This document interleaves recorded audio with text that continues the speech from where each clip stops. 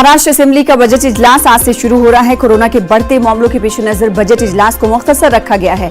8 मार्च को बजट पेश किया जाएगा। इजलास के दौरान कोरोना गाइडलाइंस का खास ख्याल रखा जाएगा। उधर अपोजिशन हुकूमत को घेरने के लिए पूरी तरह से तैयार है। इस बीच महाराष्ट्र के हिंगोली में 7 मार्च तक कर्फ्यू नाफिज कर दिया गया है। तालीमी इदारे, शादी खाने और मजहबी मकामात बंद रहेंगे।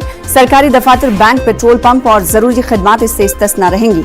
इस हवाले से मजीद अपडेट हासिल करेंगे। रुख करेंगे महाराष्ट्र का। हमारे साथ हमारे नुमाइंदे जुड़ रहे हैं मुंबई से। वसीम अंसारी, महाराष्ट्र का बजट इस बार का कैसा होगा, क्योंकि कोरोना के हवाले से भी सख्त इकदाम उठाए जा रहे हैं।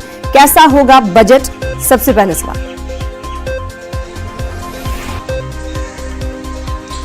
देखिए, जिस तरह से महाराष्ट्र के बजट को लेकर पूरे देश की निगाहें टिकी हुई हैं, क्योंकि ये महाराष्ट्र एक आर्थिक राजधानी माना जाता है देश का, तो ऐसे में यहाँ का बजट काफ़ी अहम मायने रखता है। और जिस तरह से देखा गया कि आज बजट सेशन की जो शुरुआत है, ये पहला दिन है।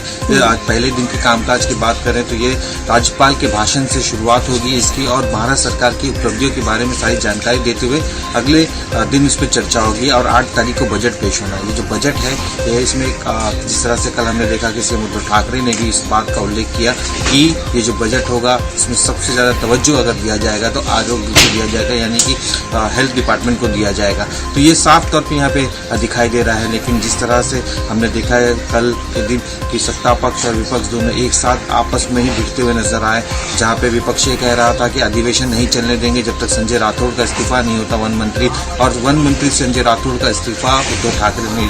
तो मुद्दे बहुत हैं, लेकिन इन मुद्दों पे किस तरह से असेंबली चलती है, इस पर खास ध्यान रखना होगा। आज जब 11 बजे करीब शुरुआत होगी पहले दिन, तो अक्सर देखा जाता है कि कामकाज बहुत ही कम होते हैं। तो जो अगला दिन होगा काफ़ी बड़ा होगा, और उस दिन किस तरह से कामकाज किए जाते हैं कि किसानों के मुद्दे हैं, कई अहम मुद्दे हैं, और इस पर बजट पे भी चर्चा होनी है। तो उन सब को लेकर ये जो बजट का सेशन होता है काफ़ी लंबा होता है। लेकिन कोरोना की वजह से जिस तरह से देखा है पूरे महाराष्ट्र में दिक्कतें आ रही हैं, तो महज 10 दिन में बजट सेशन खत्म किया जाएगा और आगे की और आज से इसकी शुरुआत हो रही है। और 8 मार्च की अगर हम बात करें तो उस दिन बजट पेश किया जाना है। सभी की निगाहें टिकी हुई। आगे भी आपसे अपडेट लेते रहेंगे। बेहद शुक्रिया वसीम हमारे साथ।